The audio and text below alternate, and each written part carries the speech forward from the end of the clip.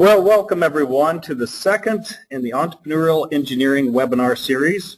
This is brought to you by the Kern Family Foundation and the KEEN, the Kern Entrepreneurial Engineering Network. And this is Doug Melton. I'll be serving as moderator for this session. And I'm very pleased to welcome Melissa Marshall.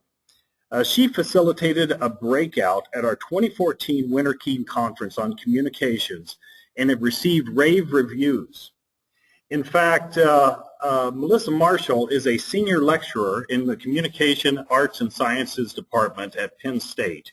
She's also the director of the Penn State Engineering Ambassador Program.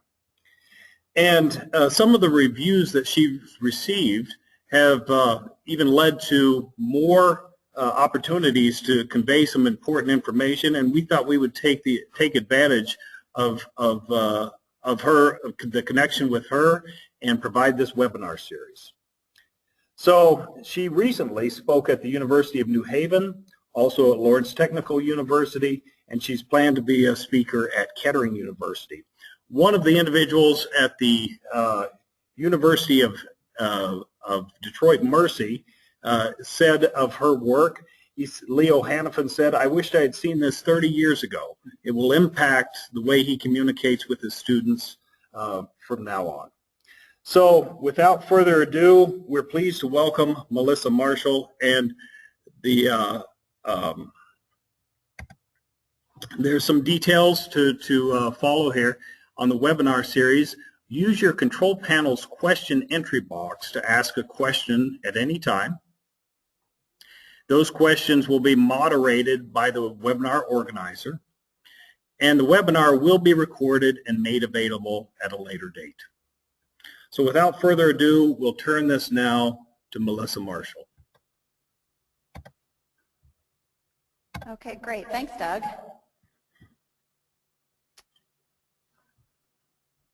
All right, terrific. Go ahead and get this pulled up here into slideshow view for everyone. All right, good afternoon and good morning, depending on where you happen to be signing in from. It's really a pleasure to be having the opportunity to talk with the KEEN audience again via this webinar. So thank you very much, Doug and the rest of your team, for having me back to provide this webinar, and welcome to all of those of you that are tuning in. I'm really looking forward to the discussion that we're going to have over the next hour regarding communication for the entrepreneurial-minded engineer. And so just a few things as we're getting started. First of all, as he mentioned, if you have any questions, I'm going to be very happy to take questions during the webinar today, and we may save those for key points, but certainly do submit your question and I'll make sure that I get to as many questions as possible. Also, at the beginning of this presentation as well, I just wanted to acknowledge my research colleague and teaching partner at Penn State University, Michael Alley. I will be referencing a lot of the work that his team has done, and I've been very fortunate to be a collaborator with him for the past 8 years, so I wanted to mention that at the beginning as well. So as we're getting started with what seems like a fairly big topic, what does it mean when we're talking about communication for engineers, and specifically entrepreneurial-minded engineers? And as I think about this question, and I think about all of the engineers and scientists that I've had the privilege of speaking to as I go around and provide similar types of seminars like the one you're seeing today, there's a question that I always ask my audiences at the beginning, and that question is, when you think of the best presenters of engineering or science, what qualities come to mind and what people come to mind? And I'd like you to think about that same question as well right now. Think about the best presenters that you've seen, and what do they look like? Who are those people? And I'd like to share with you some of the themes that I typically hear from many, many people. So the first one that I often hear from presenters is that they'll say the best presenters of science or engineering have really good content. And so this is a name that often will come up, and it's one of my favorite ones. It's Stephen Hawking as a great example of having excellent content. The reason I like Stephen Hawking is that he doesn't do any of the things that we think about when we think of someone who's a really dynamic presenter, and yet when he gives a lecture, the room is packed. and that's because he has really great content. So that's an important one to acknowledge right away. The next one that I hear a lot from people is that the best presenters have a sense of passion or a sense of energy. And Hans Rosling is an example that comes up. He has some very well-known TED Talks that are well-known for both his dynamic use of visuals, but also for the tremendous amount of energy that he brings. And then finally, and this is one that people say over and over, is that the best presenters have a really good sense of who their audience is. A picture that I have here is Dr. Jill Bolte Taylor. She has one of the most viewed TED Talks of all time. She's a brain scientist. But also I often hear names like Neil deGrasse Tyson or Steve Jobs, or ones that come up that are presenters that have a really good sense of who their audience is. And so as you look at this list, list of 3 qualities, I'm hoping that you'll agree that these provide a good foundation for what makes for a strong presenter of engineering or science. But as you think about all of the presentations that you've seen in engineering or science, I'll bet that you probably observe that not all of them achieve these 3 things. Although we can agree that these are strong qualities, most presentations in engineering or science often fall short. And there could be a variety of reasons to point to for that, but today, in the time that we have together, we're going to focus on one particular area. And that's this. So as you look at this, I hope that this looks familiar to you on your screen. What you're seeing here is the default master template of PowerPoint. And what I would say to you today, the claim that I'll make early on, is that the default master template of PowerPoint, I believe, is one of the most significant barriers that we have to overcome in order to successfully communicate about engineering or science. And so you might wonder, well, why would I say that? Why do I believe that that's such an important area for us to consider? Well, as we consider that question, I'd like to have you think a little bit about what kind of impact slides have on a presentation. Because if you think about it, slides actually impact all areas of the successful presentation of work that you might be presenting. And as we think about what are those areas, so first of all, the first one is that slides have a tremendous impact on the preparation of a talk that you're giving. When most people are ready to prepare a presentation, they sit down and they open up PowerPoint. And so PowerPoint is with you in that very first preparation phase. Thinking about slides as well, they also certainly are with you during the delivery phase. And so I'm sure many of you have seen presenters who are impacted in terms of delivery by the slides that they're showing. If anybody has ever been in a presentation where the presenter is mostly reading from the slides or they're not really adding much to them, meaning that if you can read the slides as an audience member, you're essentially getting all of the content, then you've probably seen a presentation whose delivery is impacted by slides. And then finally, and the one that I think is so significant and often overlooked, is the impact that slides have on the understanding of an audience.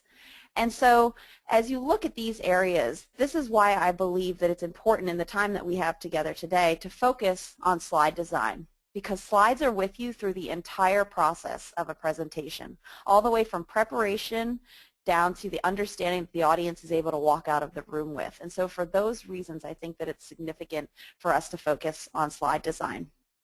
And so I'd like to ask you, this is a first opportunity that I'd like you to go ahead and type into that little question box that Doug mentioned before. But what I'd like you to think about is I'd like you to think about all of the slides that you've seen in the course of your careers. And I know that that's probably a lot of slides.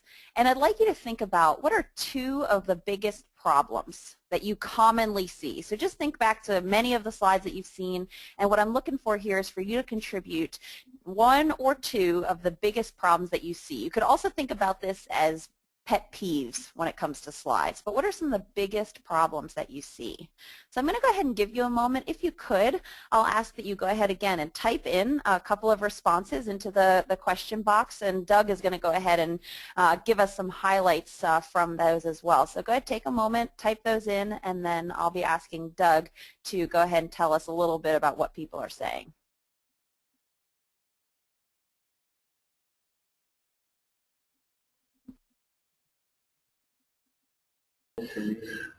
Well, I'm getting a lot of responses, actually. This is terrific, but I'm seeing repeated themes like small text, too many words, too much content on one slide, a useless title, cluttered, distracting. Things like this keep showing up over and over, Melissa. Okay, great. Thanks so much, Doug. So here's what I love about this question is that it serves true even here today on this webinar when people are tuning in from all over the place. We always have some really important ideas in common when it comes to this question, meaning that we all know some of the things that are wrong when it comes to slide design. Here, by the way, are my top 3. So I think that the most common ones I see are slides with too many words, and Doug specifically mentioned that that was shown often in the contributions that you made. Text that you can't read. I mean, that's one of my personal favorites. How often have you been in a presentation when somebody puts something on a screen and then they say, now I know you can't read this, but... And in my head, when I hear that, I'm always like, well, why did you put that up there then? So it's really frustrating when there's things that we can't read on the slide.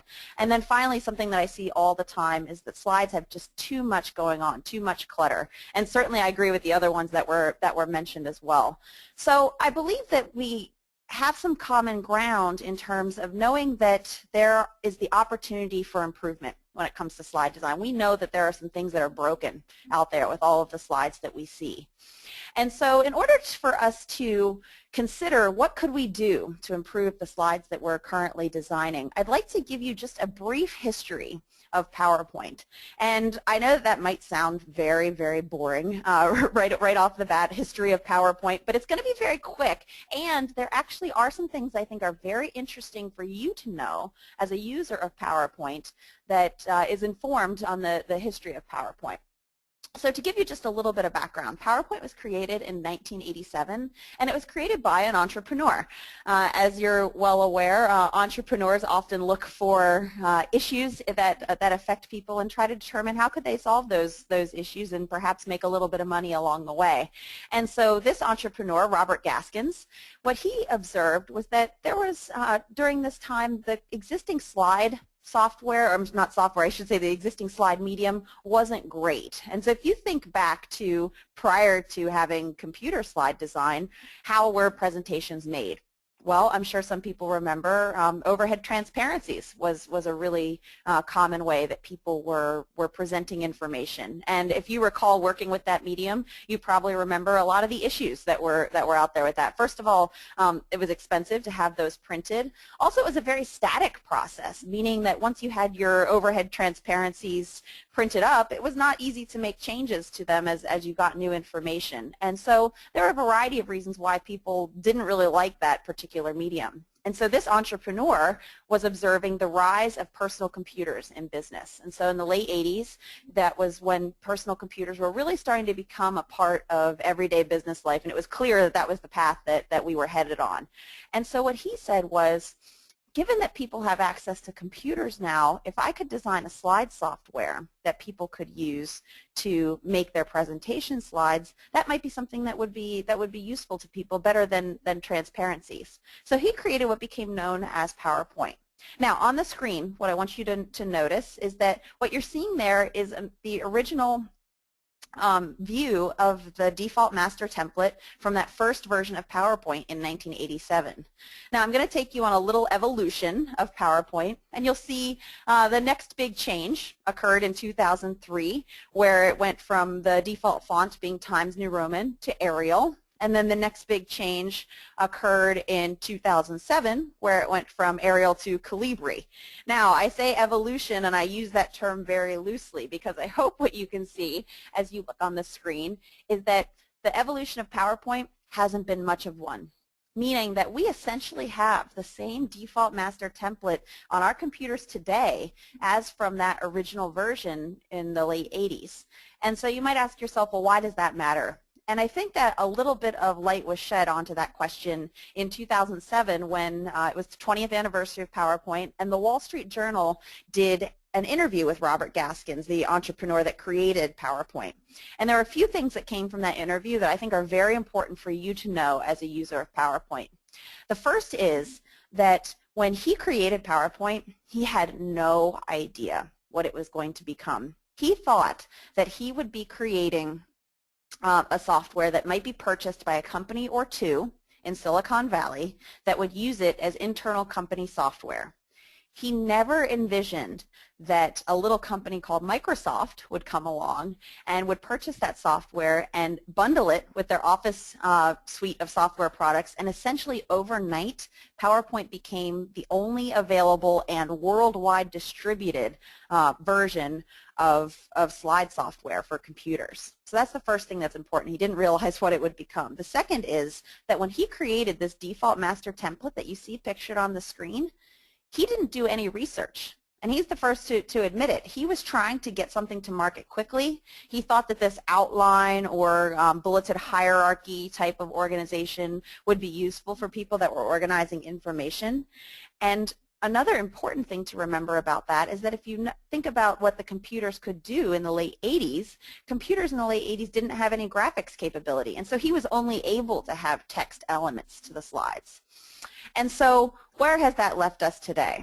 Well, based on some research that my colleague, Michael Alley, that I mentioned, and his team performed in 2009, they collected a large sample of slides, specifically from science and engineering, because the question they were trying to answer was, what is the common practice in slide design? What are people typically doing, specifically in the technical fields when it comes to designing their slides? So they collected a large sample of slides, and what I want to share with you is some of the key findings from that work. Again, answering that question, what are people typically doing? So first of all, what they found is that about 40% of all slides in science and engineering, based on that sample, look something like this. And I'll bet that this resonates pretty well with your own personal experience. So these slides have a phrase headline, and they're supported by a bulleted list. An important thing to note here is that at least 40% of all slides have no image whatsoever. They're text only.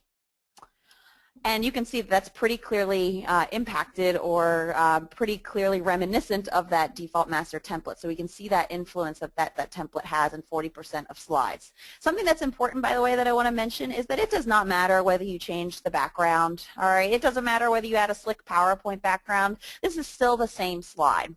So about 40% of all slides, text only.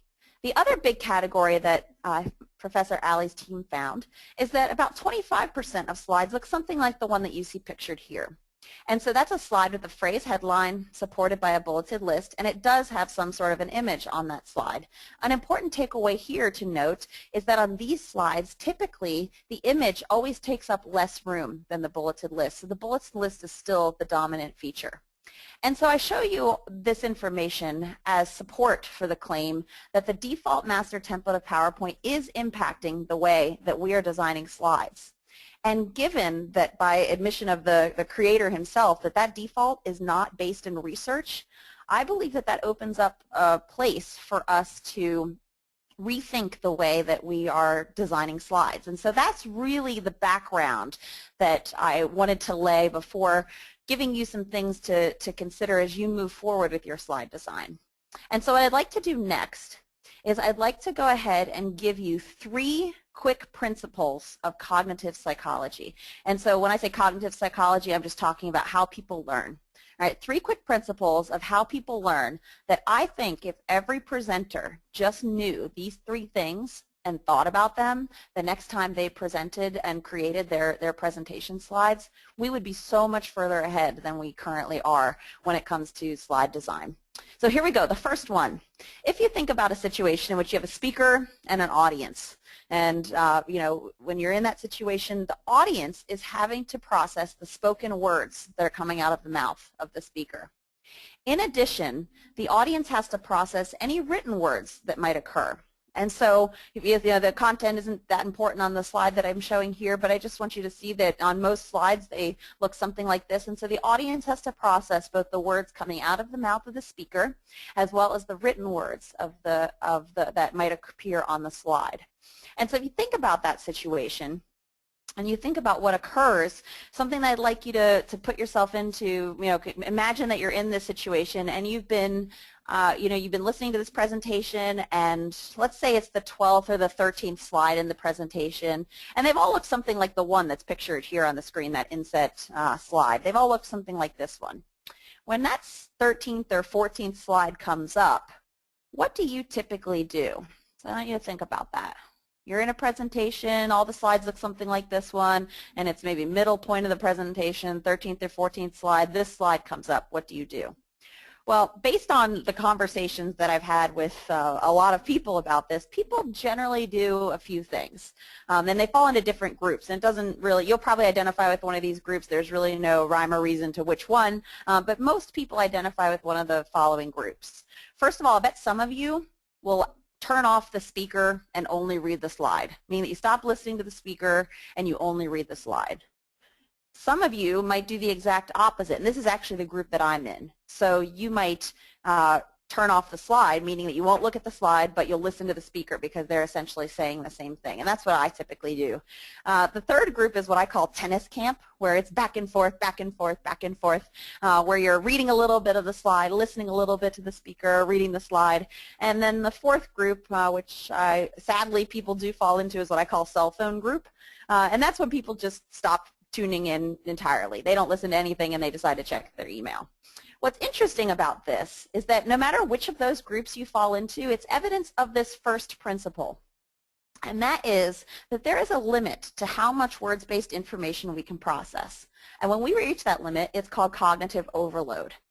So we can only process so much information that's processed in the words-based part of the brain, and when we reach that limit, it's called cognitive overload. So what I just talked about when I asked you to think about which group you might fall into, that was an example of you experiencing cognitive overload, and we automatically control for it, meaning that we automatically will turn off the slide and listen to the speaker, or vice versa. We'll listen to the speaker and turn off the slide because we already know intuitively that we can't process all of that information. So that's the first principle. There's a limit to how much words-based information we can process.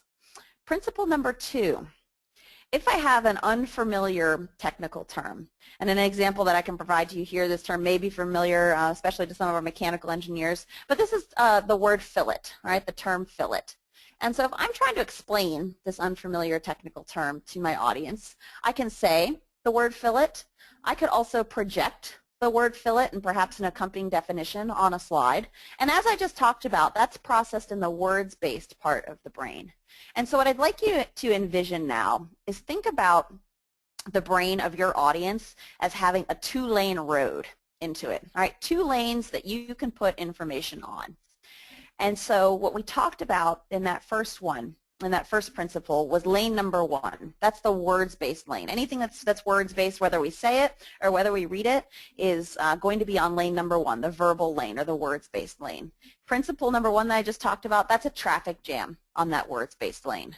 But meanwhile, remember I said it's a 2-lane road into the brain of your audience. So let's talk a little bit about lane number 2. So lane number 2 is reserved for visual information. So information that's not words-based, but information that is visual. And so visual information, and if I was going to try to explain what the word fillet is, I could talk about fillet, I could talk about the definition, but I could also show an accompanying relevant image, as I'm doing here on the screen. And so the reason that I think fillets are interesting is that fillets are a design feature that are used by engineers that's inspired by nature. And specifically, fillets are used by engineers to help an object to move more efficiently through a fluid. And so fillets are seen in nature, as you can see indicated on the slide here. It's the slant on the dorsal fin of a shark. And what scientists have observed is that over the course of evolution, the fillets of sharks have become more pronounced so that they can swim faster and catch more prey.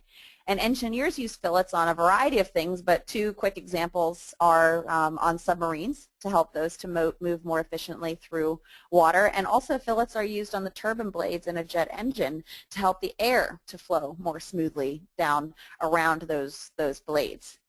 Now, research would say, and specifically the research of Richard Mayer, who is the most published cognitive psychologist in this area of multimedia learning, research would say that because I showed you an accompanying relevant image, you are now twice as likely to remember that information. Not a little bit more likely, but twice as likely to remember that information. So images are processed separately in a totally different part of the brain, and they're processed much more deeply. And so as you think about that 2-lane road into the brain of your audience, I want you to think about the fact that since you're giving a talk, and words are coming out of your mouth, you have most of the verbal lane covered. And let's think about using our slides to do something for us that our words cannot. Let's use our slides to try to access that visual lane. And then finally, third principle, it should be your goal in your presentation, on your presentation slides, to have as much of your presentation as possible be all about signal. And what we want to try to minimize is noise. Anything that would act as noise on that signal. Now, noise can take a lot of different forms, but you could think of it as distracting colors, too much clutter, anything that gets in the way of the central message that you're trying to communicate on your slide. And this principle is called the principle of coherence. And all that it's saying is that you want to eliminate everything from your slide that does not contribute to the central message. What is the one takeaway, and make sure that there's nothing on the slide that could compete with that. So we don't want to have anything gratuitous. Also, something that's really common that acts as noise might be distracting backgrounds. That can happen as well. Now, those three principles that I just shared with you, I hope are leading you to a conclusion as you think about that master template slide. And that is that not only does PowerPoint's defaults not work with the way that people learn, often it runs against the way that people learn. And here's the thing that I want to emphasize is that of those three principles that I just presented to you, none of those are controversial. This is information that is very well researched, extremely well documented within the area of cognitive psychology. That's a very robust field.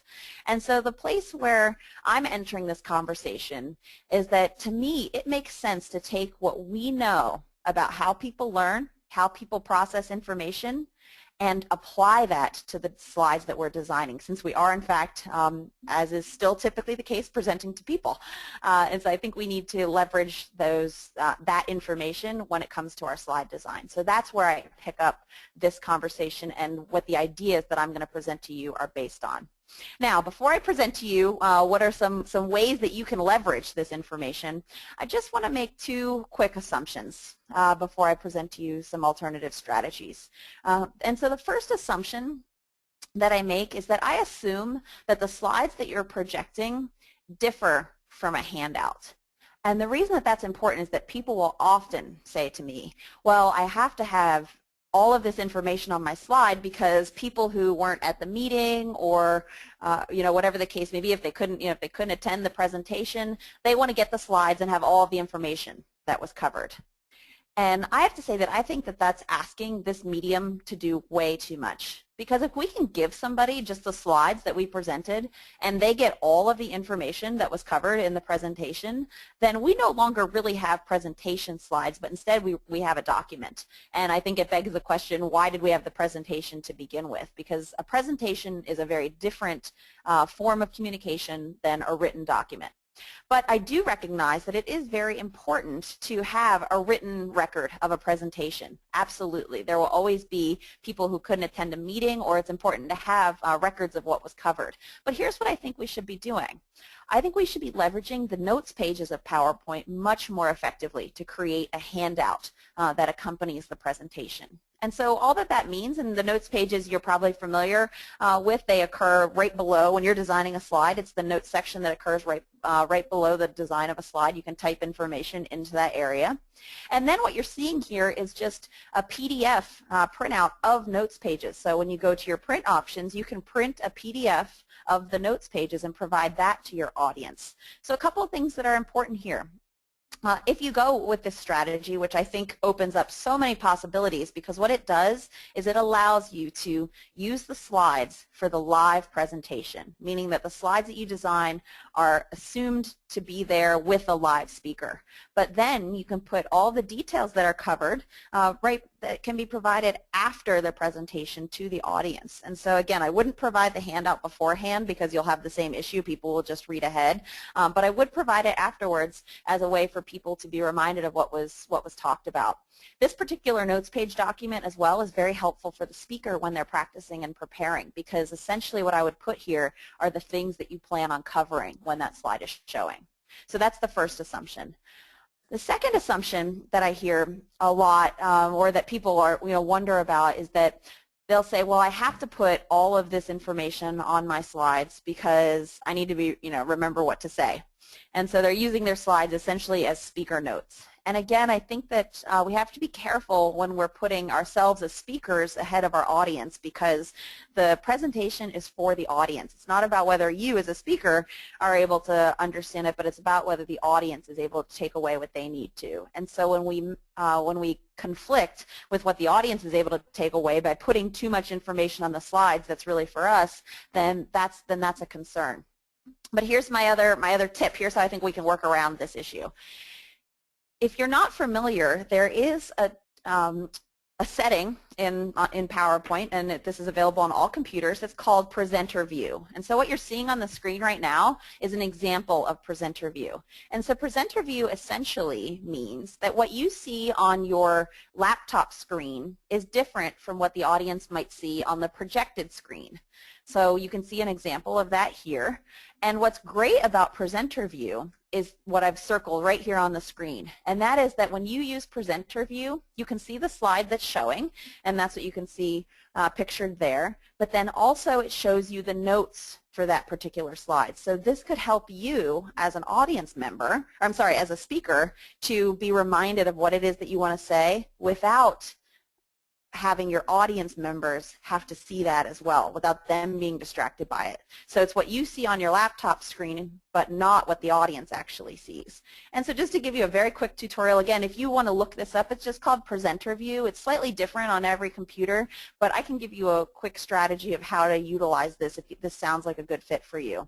All that you do in PowerPoint is make sure as you're working on your PowerPoint, you go into slideshow view, as I've circled here, and you'll see that arrow points to use presenter view. You want to check that box, make sure that you save that setting with your PowerPoint file. That's step one. And then step two is to go into your control panel and your display settings and make sure that you have it set for multiple displays. And so the trick here is where the arrow points, it should be extend these displays. And so you have to play around with this a little bit, but again, these two steps generally work for most situations. And then what will happen is that when you plug your laptop into a projector, it will have, and you go into slideshow view, you'll have presenter view on your laptop screen, and you'll have the slideshow itself on the projected screen. Again, you can only test this when you're connected to a second display, like a projector. So you'll want to make sure if you decide to use this, make sure that you test it ahead of time, as opposed to just trying it for the first time while the audience is sitting there waiting for you to figure it out. Because sometimes it takes a little bit of practice to make this work. But it's a great strategy that I think gives you the opportunity to be reminded of what you want to say without subjecting the audience to a lot of words. All right, so with all of that being said, what I'd like to discuss with you for the remainder of the time that we have here in the webinar is I'd like to talk with you about an alternative strategy to slide design.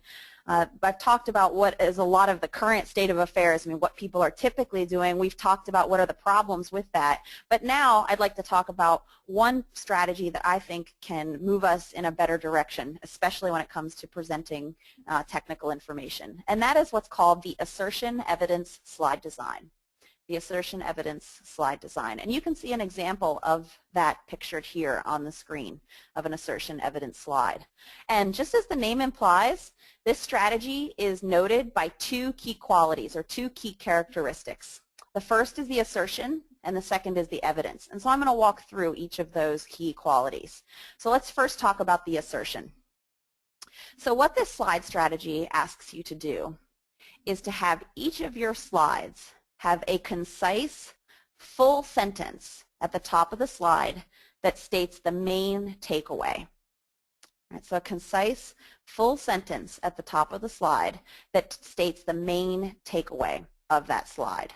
Now, you can see an example of that pictured here. This is a slide from Katie Kirsch. She is a PhD mechanical engineering student here at Penn State, and this is from some work in her earlier years. And what she is trying to get across at this stage in the presentation is that a higher weight percentage of nickel results in higher resistance to corrosion. Now, that's a concise, full, complete thought that she wants to get across at this stage in the presentation. And so what that does is that provides a very good filter for the presentation, meaning that that tells her very, very efficiently, here is what should be on the body of this slide in order to support what it is that I would like to have my audience take away. So because you have to go a step further when thinking about having a full sentence, it's a step further in your thinking, and as a result it causes your slides and your overall presentation to be more focused. And perhaps this is best understood by looking at what it's not. And so here's what people typically do. People typically have a phrase as a title at the top of their slide. This is just one example. I'm sure you can think of any number of phrases that you've seen or that you've used. Phrases are the most common title that people put at the top of a slide. And so you can think of the phrase also as a topic. You know, here's the topic of the slide. And so in this case, the topic is order of analysis. And the reason that this is problematic especially can be highlighted during the preparation phase, because think about what this speaker is going to do. This speaker is going to sit down and they're going to say, okay, I want this slide to be about order of analysis. And then they start to think about all the things that they might want to cover. They might say, well, this is important, this is important, this is important, and they start thinking about all those ideas that they want to cover. And very quickly the slide ends up and looks something like this. All right, it's a slide that has all of the ideas that the speaker wants to cover, but the problem is that this is a very noisy slide, and when you look at this slide and when you try to take this in, it's very difficult to see what about order of analysis. So this is a slide that suffers from not having a filter. All right, it does not have a filter, so that there's not enough focus on this slide, and as a result there's too much noise.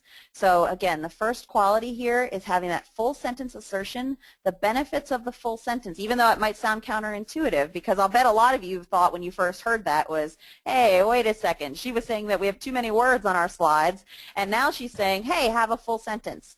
But the reason that this works is that, first of all, you'll see in all of my examples is that it's a concise full sentence, so it's never longer than 2 lines.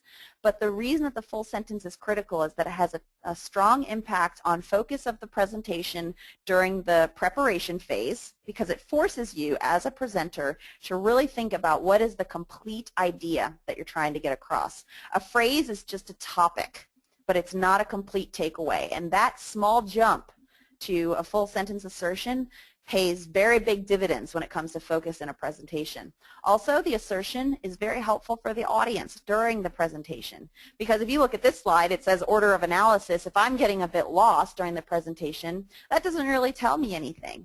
But a full sentence would actually tell me, all right, at this phase in the presentation, this is what the speaker is trying to get me to understand. All right, so that's the first one, the assertion, first quality. The second quality is the evidence. And so as we take a look at this, and by the way, if you have any questions that are coming up at this stage, once I get through explaining about the evidence, I'm going to take a short break to field a few questions. So if there's questions that are coming up as I'm explaining both the assertion and the evidence, I'll pause here in just a moment and I'll see if there are any questions. I'll be coming over to Doug here in just a moment. So part 2, the evidence. So what this strategy calls for is that you support the assertion that you've created, that full sentence takeaway, with visual evidence. All right, visual evidence. Now, visual evidence can take a lot of different forms. As you can see here, it could be pictures, it could be diagrams, it could be graphs, it can be charts, it can be tables. There are many, many things that qualify as visual evidence.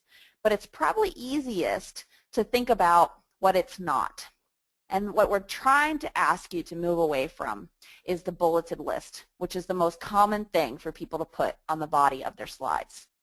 And so what's wrong with a bulleted list, you might ask? I mean, if everybody's been doing it all this time, why is it a problem? Why is it bad if everybody's been doing it?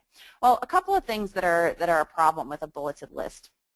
The reason that I think that bulleted lists have stayed around so long is because bulleted lists actually do not cause problems for presenters. Because as a presenter, you are by nature an expert on the subject. You have big picture knowledge. And so if you have big picture knowledge, when you see concepts laid out in a bulleted list like this, A, B, C, and D, you intuitively or automatically know how A relates to B, how B relates to C, how C relates to D. You know how those are connected. The issue is that bulleted lists are very difficult for an audience because bulleted lists do not show relationships and they do not show connections. So when you lay information out this way, it does not illuminate relationships or connections for an audience. And so as you think about all of the ways that those concepts could be related, I'll show you a few. I mean, these are, and you'd be better off to lay that information out this way. I mean, they could be related this way as pieces of a pie, pieces of a whole. They could be related this way. Could be a cyclical relationship.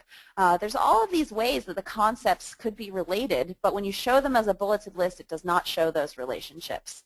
Now, what will often happen is that people will hear me say, okay, it's great to have, it's good to have a visual on the slide. So they'll put a visual on the slide, but they'll keep their bulleted list off to the side.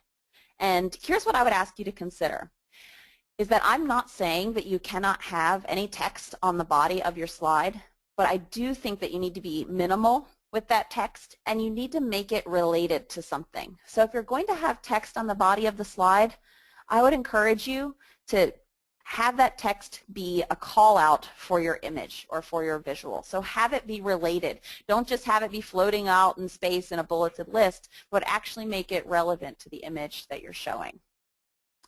So as a recap, those are the two qualities of an assertion evidence slide. It's a concise, full sentence takeaway of what you want the audience to know at that stage in the talk, and that provides focus to the presentation. And that assertion is followed up by having the body of the slide be devoted to primarily visual evidence. And the reason that the visual element is so important to move away from that bulleted text strategy is that we want to make sure that our slides are accessing that visual element of the brain of the audience instead of overwhelming them with too many words.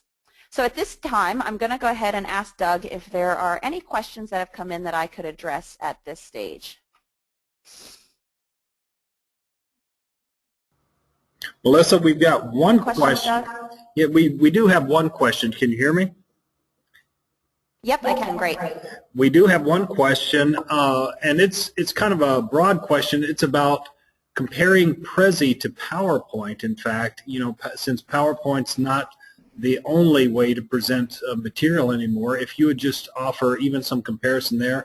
And we'll also, for the rest of the participants, I'm fielding those questions, so if you have a question, go ahead and type it in, and we'll get to that while Melissa addresses the Prezi versus PowerPoint issue. Yep, absolutely. And regarding questions, make sure that you're typing those in as they come up. I'll be sure to be making some pauses, so even if we don't get to it right when you type it in, that doesn't mean that it won't be addressed. But as far as Prezi goes, so Prezi, just like everything else, is a tool. And so just like PowerPoint is a tool, and it's a tool that can be used well, and it's a tool that can be used not so well, I would say exactly the same thing about Prezi. Prezi is a really neat tool. So those of you that aren't familiar with Prezi, you can learn more about it at prezi.com, Prezi.com. And Prezi is something that is really gaining in popularity, I think in part in response to the fact that people know that PowerPoint is broken. People know that there's a lot of issues with the way that we're using PowerPoint. And so some people are jumping over to Prezi because what they're thinking is, okay, this is a tool that's different from PowerPoint, therefore it will fix my presentations. And as a quick overview for those of you that aren't familiar with Prezi, Prezi functions on the concept of zooming, meaning that everything in a Prezi is in relation to another thing, meaning that you might show a picture, but to get to the next picture, the transition is either a zoom in or a zoom out, or maybe it's even a lateral zoom. So the screen is always moving every time you do any sort of transition. Prezi is very powerful when you are trying to show big picture to small picture context in a presentation. I would say, so I found it to work very well for that.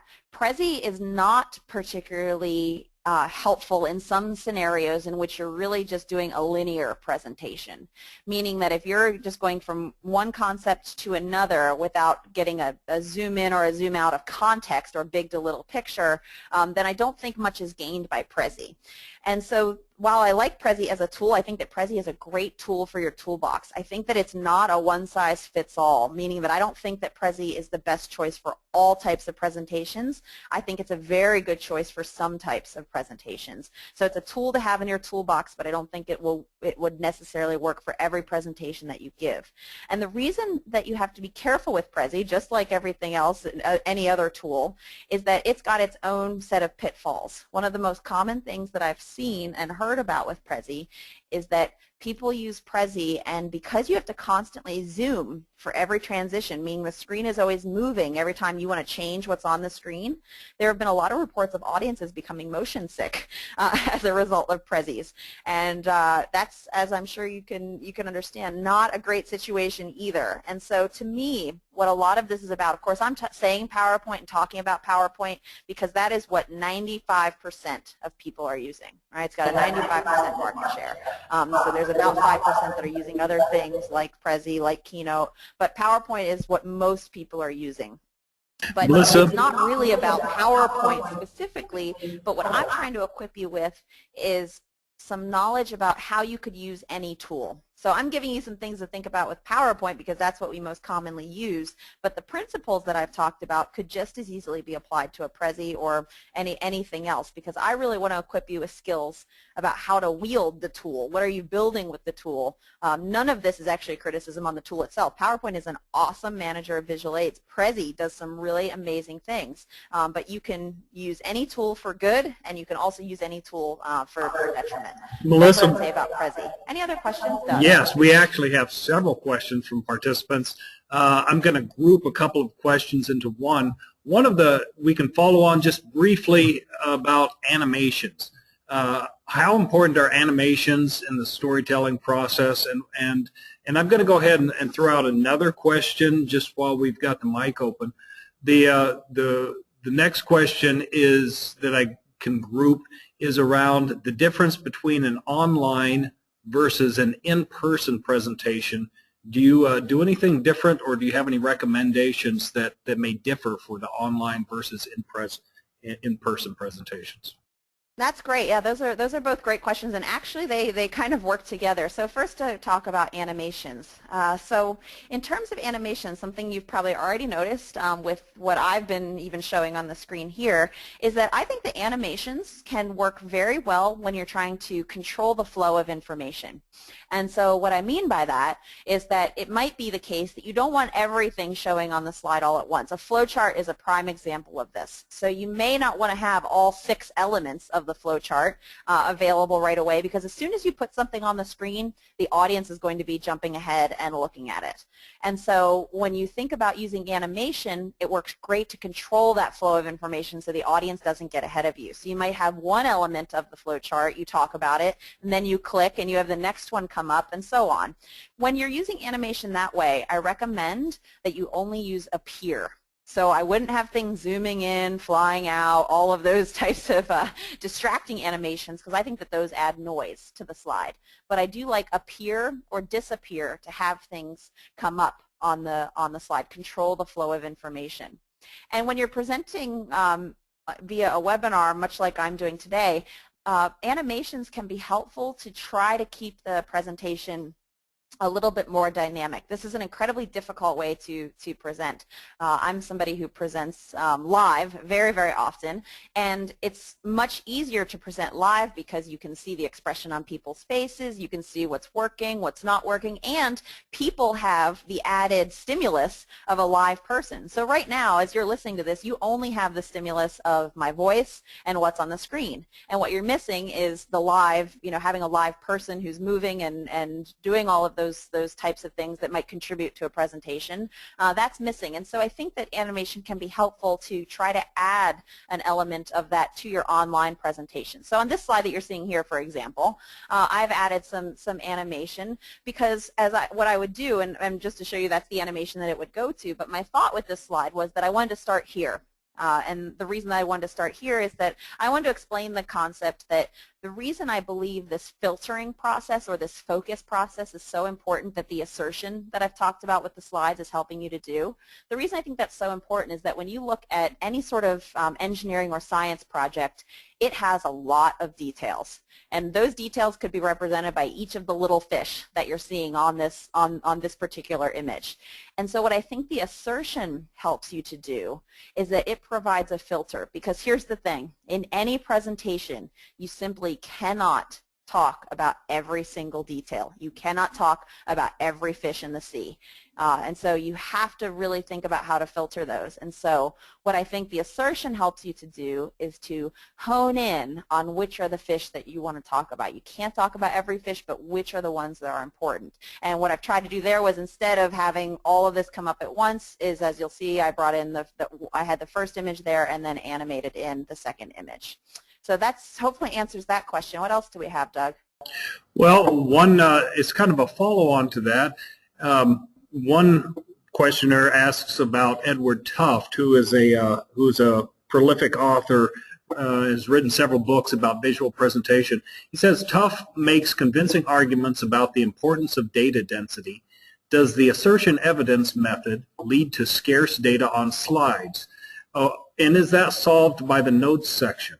And you have already started to answer that, but if you could talk a little bit more about that topic, and maybe even about Edward Tufte and some of the materials that you find useful to you. Yeah, that's a great one. So Tufte, Edward Tufte is someone who we find a tremendous amount of agreement with. Our work, we believe, is really complementary to what Tufte does. He has some incredible resources. One of my favorites actually is it's actually a little like pamphlet type of book that's called The Cognitive Style of PowerPoint, and he dissects some really common failures in real life that have occurred, due in part to some really poor slide design. But he also has some, as were mentioned, some incredible books on visual evidence and visual displays of quantitative information.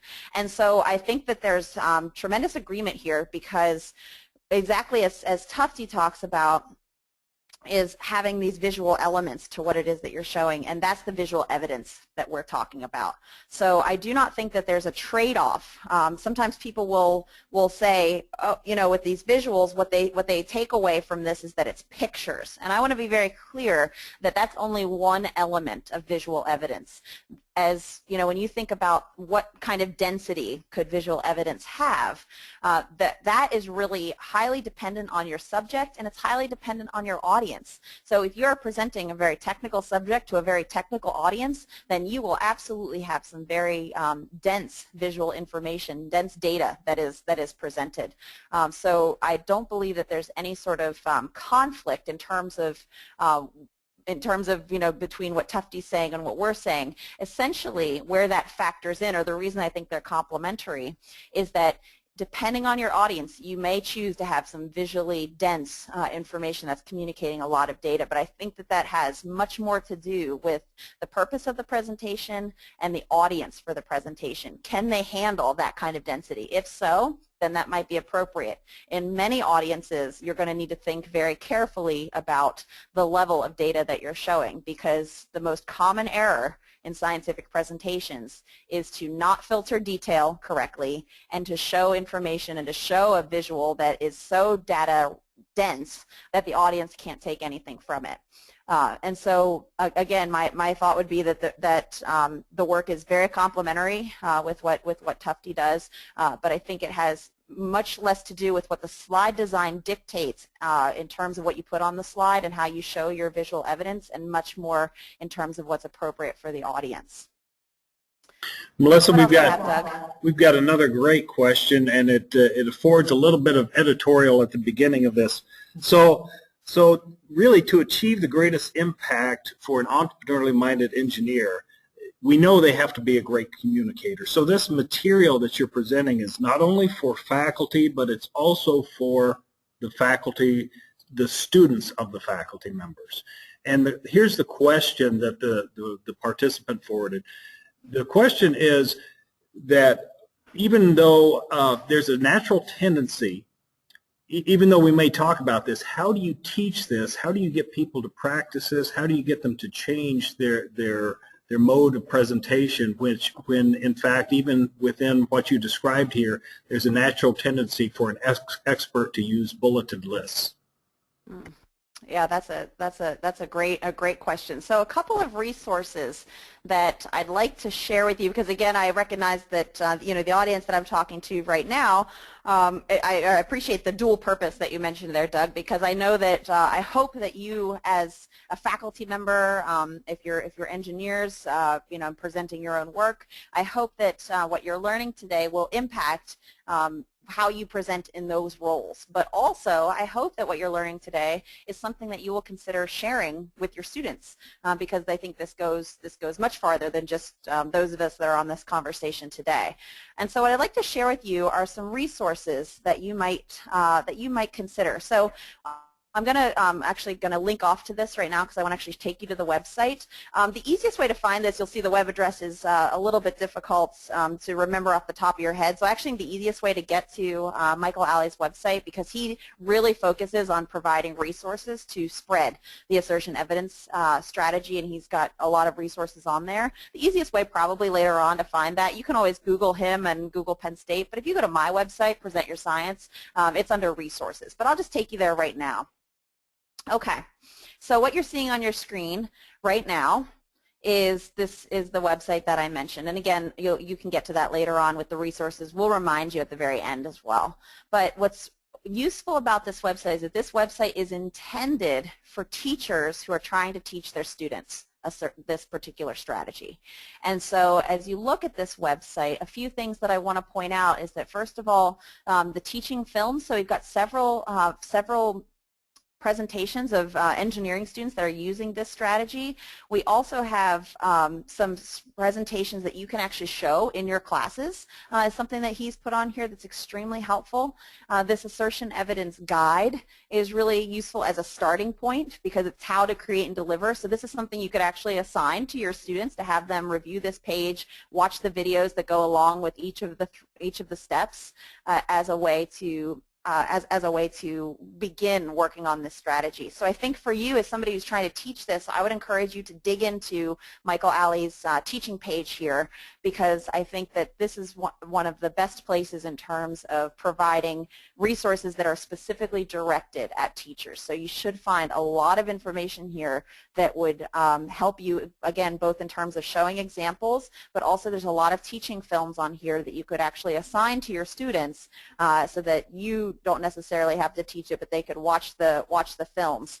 I will also say that there is a particular, over to the side, there also are some slides that you can use in your own class if you do want to take a stab at teaching this. He has prepared a PowerPoint presentation that is geared towards teaching the assertion evidence slide design. So I hope that gives you a few things that you might think about in terms of trying to utilize this with your students. So that's kind of what again, the resource that I would point you to that I think is a really important follow-on resource to this webinar. I wanted to comment on the underlying question that was in there is, well, what do you do with something like this that is certainly going against the status quo? And that's absolutely true, because the status quo is to have text-heavy bulleted slides, especially when talking about technical presentations.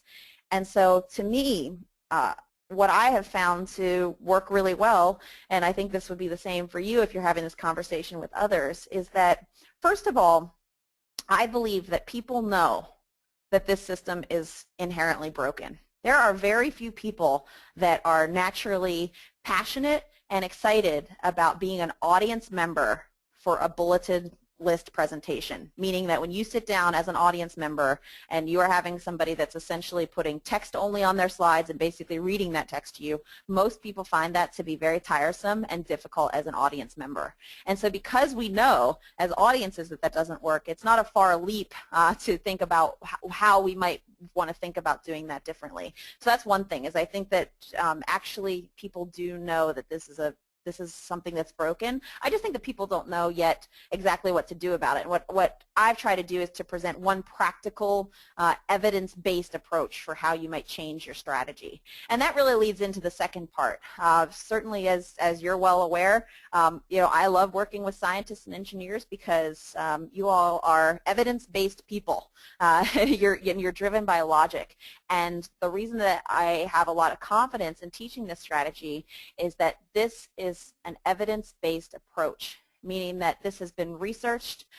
This is one of the few strategies that has research behind it that's based on how people learn, how people process information. And so what I find is that when I'm able to lay out that research and lay out that evidence for people, especially a logically driven audience like scientists or engineers, they're very willing to engage with that. So I would encourage you to not be too afraid to put something out there that's different from the status quo, because A, it's evidence-based and the research supports it, and B, don't be afraid to challenge the status quo, because people know that the status quo isn't working. And if you can present a logical alternative, often people will consider it. What else do you have, Doug? Melissa, we are wrapping up, and I just want to thank you and thank all of the participants for bringing such an important message. I put up the information that you were just talking about. The website is now up on the screen, as well as your contact information. And we will record and make this presentation available to members of the Keen Network. And so once again, on behalf of the foundation, we really appreciate the message and bringing this important skill to the toolbox of an entrepreneurially minded engineer. Thank you very much, and everyone have a wonderful day.